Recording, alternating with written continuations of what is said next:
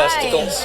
And welcome to another episode of Funny Minds while everybody's checking their microphones. Testicles. Testes. I'm your host, Lynn B, and to my right is my co-host, Eddie. And we're at Tap Fest, and who's on our show right now from Tap Fest? Yeah, Eddie? we are in sunny downtown Largo at Niagara Tap for Tap Fest. Host of different tributes today. We've had quite a few of them on already. And joining us today, came down to watch some of the bands, is Mr. Nick Conrad, a good friend of mine, and Hi, Nick. one hell of a performer and a singer. He does a Van Halen tribute with the one and only Gary Shutt, and also does Frank Sinatra, which, I mean, talk about a big Yeah, you're from leap. one genre to another. That's Wow. talent right there. When It's you a take, little when bit you of a can take gear a leap shift. like that's serious talent. But thanks for taking some time and sitting down with us. It's a pleasure. And give us a rundown of how the whole Van Halen came about, or did the Frank come first? Have you been doing that longer? Well, I've been a fan of both for many, many years. My parents were jazz lovers, so I was introduced to big band jazz, things like, Glenn Miller and Benny Goodman, and of course the Rat Pack at a very early age. And I always thought it was great stuff. And I was classically trained. I went to music school and played a few different instruments. And I was also had years and years of vocal lessons. I used to sing opera and theater and stuff like that. You sang opera? Yeah, I actually sang 2 seasons at the Washington Opera at the Kennedy Center, actually. That's fantastic. I didn't even know that. Thanks. That's amazing. Good time. So that training has always helped me to do these different styles and not hurt myself. Yeah, And exactly. it definitely helps with, the breath support for the Sinatra stuff. And the biggest challenge with that, I think, was really learning the jazz phrasing, because Frank will hold on to a note and he'll almost be late into the next measure, but then he's right there. And it takes a while to learn that. To really learn that? But really? our show we do with that's called the Frank and Dean Experience. We're doing it about 7 years. My partner Stephen DiGiulio does Dean Martin, and we do mostly private events, but we do occasionally play bars. And here's a fact: our first ever gig was here at the Niagara Tap. Are you serious? When was that? How long ago was that? About 7 years ago. Oh, Yeah. wow. Greg decided to give us a shot and do that. That's That cool. is amazing. That's Pretty super cool. Wow. You'd be surprised. The fanship, even to this day, that acts like that. There's so that many command. people that love Frank Sinatra. It's never. It's timeless. really. It's timeless. So It is. I got a quick little story for you, Nick. My grandmother grew up in New Jersey. Yeah. And always claimed she knew Frank Sinatra. In Hoboken. Well, Jersey City. No. It's not, she didn't know him. What he would do. She just wanted to bone him, I think. What he would do is he would wait for all the girls to come out of school, and he would stand by the lampposts down in Journal Square. And as soon as they all started walking out of school, he'd start singing. So of course they all stopped and swooned, and he did this all the time. He did this up until he really left to go make it for himself, And my mother remembers standing there watching him. That's neat. When she was in school, yeah. Yeah, my grandmother was actually one of those girls at the show screaming and throwing herself on the floor and stuff. Well, that was her when the Beatles came over here. Yeah, I mean, because When I was a teenager, yeah. a lot of people don't realize, like Frank Sinatra was actually the first superstar, where people went out of their minds, And then there was the Beatles, Elvis, Right. Michael Jackson. I mean, there's only been a few people in history that have, as an entertainer, that's gotten caused that kind hysteria. of that crazy stardom. Like chasing people down the block, hysteria. Michael Jackson, without a doubt. I mean, he was the- Yeah, I don't care what he did. I mean, there's a. Well, I do care, but I don't mean it like that. But I mean, he was an entertainer. Well, I listen, loved his music, his his insanity videos. aside, he was a phenomenal performer. Oh, he was. Singer, writer, everything. Absolutely. What are you gonna do? But Frank was a stud. Frank was an absolute stud. Now you take a jump from Frank Sinatra, which is massive, to David Lee Roth. tell us about that transition. Yeah, really, and how, that's a big transition. When I was there. in high school, of course I had friends giving me mixtapes of, check out Led Zeppelin, Van Halen, Motley Crue, Ozzy Osbourne, all these cool acts, and something about Dave's vocal and also Eddie's playing, that magic, it just really grabbed me. And I was always really fascinated by Dave's scream, and I was like, wow, I wish I could do that, And it took, I don't know, I'd say probably close to 10 years for me to figure it out. Oh, really? Yeah. It's not something the average person can do. Even if you fake it, you still can't. It's very unique and yeah, it's kind of similar actually, the technique that like Mariah Carey uses when she gets those weird high notes, and the Steven Tyler thing when he goes way up there. Yeah. It's like a whistle voice, Yes. Yes, it's pretty unusual, and especially when you're transitioning out of a word into a scream. That's very unusual too. But I've been friends with Gary Shutt for well over 10 years, and we've collaborated a few times, and there were a few occasions where we really should do something with this Van Halen stuff because he's a fanatic and so am I. And the stars never quite aligned for a few years because we were both involved in so many projects. And then finally we were able to do this. And we also have, Michael May, who's well known as a guitarist, but he's also a great singer. Who's singing the Sammy Hagar part. So we do both eras of the band. And then Tim Cronin's bass player was a great talent and super singer too. Yeah. And Gary sings well. So the two of them do quite well with the backing vocals, which is such an intricate part of Van Halen. Well, yeah, because you had that Michael Anthony high harmony that was so. It wasn't Van Halen without it. Yeah, he's part of their signature sound that's for sure. Really made it what it was. So to recreate it is not easy. No. But Gary's a super guitarist. Nick a super singer. He really grabbed some really talented guys. I went to go check them out. So right by me, the Bottle House. Oh, okay. And so I went out to see it with my own two eyes and hear it, and it was phenomenal. Okay. Thanks, Eddie. Really, and I thought it's cool that they did the two.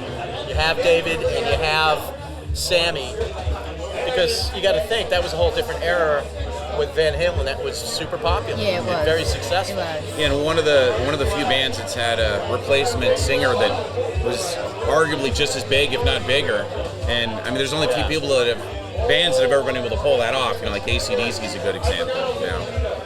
It's especially with the vocals, because Sammy Hagar, and like I told Gary, has such a texture to his voice that it's good luck trying to find somebody. Yeah. To so even, raspy and so high. Exactly, and that's why your guy did a great job with that. So. Do you just play local, or do you? The band is relatively new, so we're kind of chasing down shows, and it's starting to grow, and people are starting to latch on, and we're getting some fan base. And with the Sanitra thing, we haven't played out of the state, but we've played all over the place. We've been in Fort Lauderdale and a couple places down south, further down. Okay. But mostly it's been Pinellas. And you've been doing that for how long? 7 years. 7 years with the Frank and Dean experience. Okay. So where are you playing? You're doing Frank and Dean tonight. Frank and Dean, tonight at the Clearwater Yacht Club. That's a beautiful place, really fun time. And tomorrow we'll be doing the Live Without a Net Van Halen cover band at the Sergeant Shredder. It's a benefit to raise money for veterans. Oh, so cool. I think that's nice. there's multiple bands. I think we're playing around 4 o'clock. That's very nice. Where's that going to be? At Quaker Steak and Lube. Oh, Quaker. Okay. Yeah. So that'll be a blast. That's going to be fantastic. That's a good cause. So if you don't have anything going on, come on down to Quaker Steak and we'll have a little party, man. Your podcast is not gonna be shown for a couple of weeks yet. It'll be well over. We're live in front of your naked, steaming eyes. Have a bottle of anything and a glazed donut to go. Well, I'm sure, if they go and they look online, they're going to see what your schedule is, and they're going to want to come down and see you. I certainly hope so. And the next time I'm down, maybe my son will bring me there so I can see the show. That would be great. Yeah, I mean, I'd like to. I would like to see it. It sounds like a good show. Let me ask you a question. Is it, what's more fun, meeting groupies after Van Halen or after Frank and Dean? Well, I mean, you're talking about quite a variety of ages there. Exactly. We're talking the Villages versus... We've had some awkward conversations in both bands, but we have had a few older ladies that were quite up there that were, tried to take us home. And, yeah, it's like, sure. oh, I'm sorry, I have a girlfriend. I'm not available. But the 55 plus community really does get a kick out of us, and a lot of those folks, they don't really use the internet, so it's a lot of word of mouth. So I'll get a call out of them in the blue and say, hey, I got your business card from my friend Cheryl or whatever. Right. And then all of a sudden we're playing their community or we're playing their party. And before COVID hit, we were playing every weekend with that show, and it really hurt us because it's all communication in that age bracket. Yes. Unless, of course, you do the Villages, which I'm shocked you don't. I mean, that would be right up there. We've almost been there a couple of times. We've had some feelers out there and people that have talked to us, and it just, for whatever reason, never came to fruition. I don't know. I probably should just go there someday and honestly talk to somebody. Talk to. They'd probably like both. They would like both. I would say yes because they do like the AC/DC and the Queen. Yeah. But the Frank and Dean would blow that place up. That would, definitely. And they spend tens of thousands of dollars every month on entertainment alone. Yeah. I've heard they have music just every day, everywhere. All week long. They have like multiple theaters, different stages. They use some for music, they use some for plays, but they have a full schedule of entertainment. And that, Frank and Dean, it would go over. I'm sure it would go over. But you'd own the place. Because we've been doing the show so long now that we've got this wide variety of different songs. We got our corny jokes, our dated jokes, and we have a chemistry on stage at this point because we've been together so long, and we always get wonderful feedback from every crowd that we ever are in front of. So I know they'd love it. I thought Dean Martin was hysterical. He really was. I can still remember my mom watching that show, the Dean Martin Hour or whatever the heck it was, and some of the things he said were hysterical. Well, he was really a comedian. I mean, he could come up on anything on the fly. And if you see him on any of those classic interviews, like Johnny Carson or somebody, the host will just be in hysterics, like can't even talk, and he could just do that, on the fly. It was pretty awesome. I know. You're right. It was just on the fly. Yeah, and him and who was it? Jerry Lewis. Him and Jerry Lewis together. Well, who's the official Rat Pack? It was Humphrey Bogart was in there, and he was considered to be the leader at one point. Really? And I think Lauren Bacall was an honorary member. And then I didn't know that. Joey Bishop. Yeah, Joey Bishop. Peter Lawford. Yeah. Sammy Davis. Sammy Davis, yeah. Dean Martin. Could you do a good Sammy? We've always wanted to get a Sammy, but it'd be tough. I mean, because Sammy was such an excellent dancer, also, and then obviously you'd have to find, that's a tough one. African American, and it's just have the whole persona. Everything about it. The way he talked, and I mean, he was so legendary. Like he was so impersonated. I know. Billy Crystal was the best. And Eddie, as from being in bands pretty much your whole life, right? A lot of it is the friendship and the chemistry of the people you perform with. Yeah. And it takes, you have to get along with folks. And fortunately, my buddy Steve that we do the Frank and Dean, we're good friends, and it works. To find that third person who's got all those attributes and we all get along. I mean, it's just like a needle in a haystack. It's a marriage. You gotta have a marriage. And it's tough with any music, any band situation. But even more so unique if you're doing something specialized like that, because it's not a whole. It's you and one other guy or two other guys. Right. And that's, But there's a lot of. I'm sure there's got to, besides the show and the singing, there's got to be a lot of banter back and forth. Oh sure, yeah. Lots of goofing over around, time, you jokes, you start, hit or miss Yeah. on this. Oh, let's keep this. Let's get rid of this. And I always look forward to the Christmas season because there's a lot of songs that the two of them did on the holidays, and so we do a show. I think this is the 5th year we've done a show at Fort Knox on the Beach. We've done their annual Christmas party every year. That's nice. So Oh, that's great. That's coming up. I think it's like a Wednesday in the middle of December. Yeah. And that's always a blast.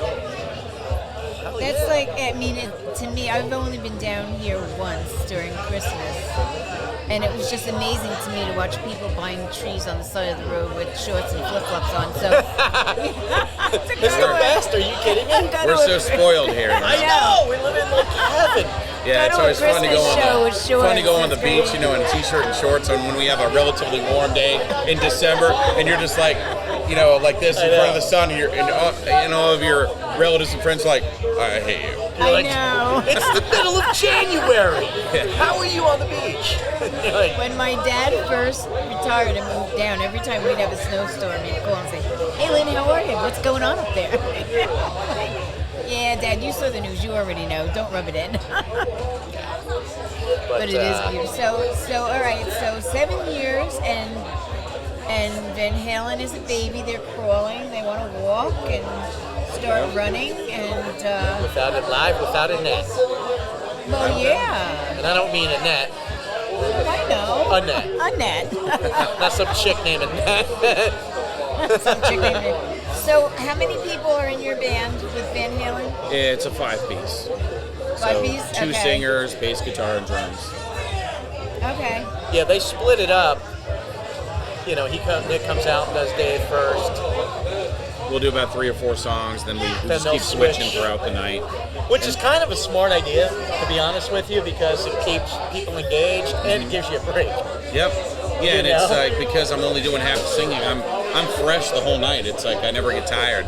So I'm like, when it's my time again, I'm like, yeah, let's do this. I'm like, oh, I'm tired. Oh no. It's like, no, let's do this. Go. So let me ask you this: what is your ultimate favorite Van Halen song to sing? Gosh, it's very hard for me to pick because I'm such a lover of that music. But some of my favorites I would say are Beautiful Girls, Unchained, Yes. Run with the Devil.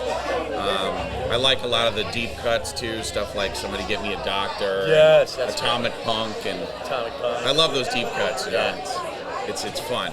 Because the people that are diehards are like, oh wow, they're playing this. I know. You get excited. I They seen start screaming. I seen him with The Dave in minute high they hear the school, note. Diver Down tour, Oh wow, that's and awesome. I was in high school, and I just remember feeling like I can't believe I'm in the same room as Eddie Van Halen, even though it's a giant arena room.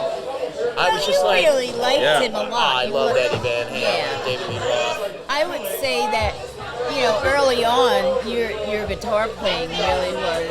Well, he was the man back then. I mean, that was You like I mean, he really- changed you everything. really wanted to. he changed a lot. Of Well, he did. tapping and tone, He did. and everything. Yeah. And he was very innovative. I mean, his songwriting, the fact that he is an accomplished pianist. His father was a professional musician, career musician, so he had the lineage. But Plays his clarinet on Big Bad Bill. really, Yeah, if you don't, people might not everyone might know that. There's a song called Big Bad Bill Big on Bad the Bill. first album, and the Van Halen's father plays clarinet on that song. Big Bad Billy's Sweet William now. No, I never knew that. That's And now his interesting son, fact. Wolfgang, has his own band, Right. and they sell badass. Very good, very good. Really, Yeah. really good. But hey, listen, But he I don't want to can't- hold you up because he's got to do a gig A little bit later. a little bit. You still have time?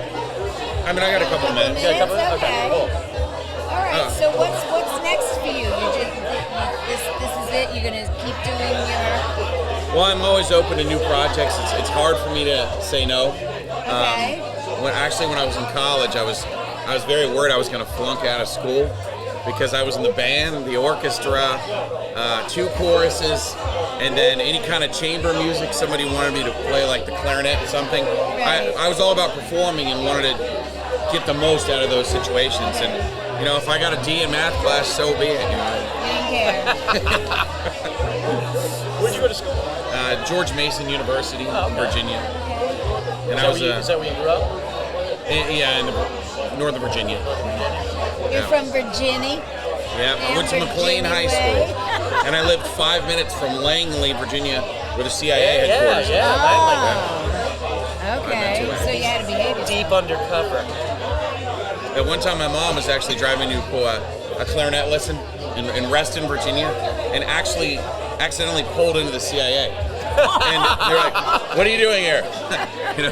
They didn't totally freak out, but they're like, "You need to leave right now." Why are all these guns pointed at? Because it was literally like the turn before we were supposed to turn onto some major road. They probably took shots of the license plate. Oh, sure. You're doxxed forever. Yeah. Guns up. Hey, one really cool thing I wanted to mention. There's this correlation between David Lee Roth and Eddie and Frank Sinatra, and I don't know if a lot of people have probably never heard of this song, but Frank Sinatra put out a song in the 80s called "L.A. is My Lady." Oh yeah. And if you watch the music video, it's fascinating. There are all these different people in the video that are friends of his, and as the video starts, the music starts playing, and you see this concert ending. And Eddie and Dave are leaving the concert, and there's dozens of women chasing them, screaming. Oh, geez. And they get into a limo, and then Eddie goes, "What are we going to listen to?" And then Dave says, "How about some Frank?" And he takes some videotape and pops it in, and then Frank's video starts. Oh, wow. That's cool. I mean, when I saw that, because I scoured the internet looking for different Sinatra songs and picking and choosing things that I wanted to sing, and I saw that, I was just like, my eyes just bulged Wait a out. minute, it's Kismet. That's Kismet. I mean, it was meant to be. Yeah. Yeah, absolutely. Wow. But I mean, anybody who's a fan of either would just crack up to watch that video, you know? Yeah, It's called we'll have to "L.A. is check My it Lady." out. It's on Okay. YouTube. All right. We'll have to check it out. So wait, when you're not singing and performing, what do you do? Well, I do boring computer stuff during the day. Hey, but it's a great job. Are you a nerd? A little bit. Yeah, I was trying to claim I wasn't a nerd at one point. One of my friends go, "You know how to install the Linux operating system? You have to be a nerd." At that point, yeah. Yeah. It's official. So, Yeah, but you know what? You know, that whole you got to make money thing. absolutely. And I'm lucky. I mean, it's always been a go-to skill for me, and it's I just try to do as much music as I can, and the computers have always been there for me. Yeah. When I get on the phone, because maybe I don't know something, I want to do something, I always say to them, look, before we start, I got to tell you, you're talking to Technology for Dummies. So that being said, you know what kind of a person you have on the other side of the phone. So be kind. I get that. You know, my favorite, back when I was very young, like my first IT job, if I got someone on the phone, I said, "Okay, I need you to right-click on my computer or some icon on the desktop," and they go, "What's right-click?" And I go, "Oh no, this is going to be a bad call." I know I've been Oh there, my done God. that. My father-in-law's a computer guy. And it was like, do you remember Saturday Night Live when Jimmy Fallon used to do the computer guy? Company computer guy. Move. That was my father-in-law. Yeah, it's crazy. I used to get a lot of jokes about that because his character is called Nick Burns. Nick Burns. And my name's Nick, so I used to hear that all the time. You know? That was a funny skit. It really was. It was great. It's so true, though, because if you know anybody, and I know quite a few, that's what they do for a living, they have a very short fuse when it comes to... Move! Yeah, it's pretty funny. Mind if I drive? Oh, God, that's funny. Yeah, it was funny how he would make fun of everybody, like the Tetris Queen. He had all these nicknames for the people in the office where he was supporting. That's Funny stuff. Well, it's been a blast. Hell yes, thank you for coming on. Happy Nick, to be a Taking part some time. of Funny Minds. Funny Minds. So I would like to thank Nick for being on our show today. This is really great that he took the time to be with us when he's so busy with a lot of other things. And I'd like to remind you that we have our website, funnyminds.com. Please go on there. Please go down to the donate. We have 2 great organizations, St. Jude's Children's Hospital and breast cancer. Please donate, please give. It's very important. We have a store.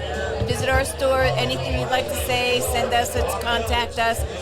We'd love to hear what you have to say, and we're very happy that you spent this time with us today, and we'll see you on our next show. Absolutely. And look up Nick Conrad. Yes, Find him. absolutely. Frankie I'm Nick over Conrad, and you're watching Funny Minds. I love it. I love That's the awesome. voice. Bye, Giggle Yeah, Bits. Love you.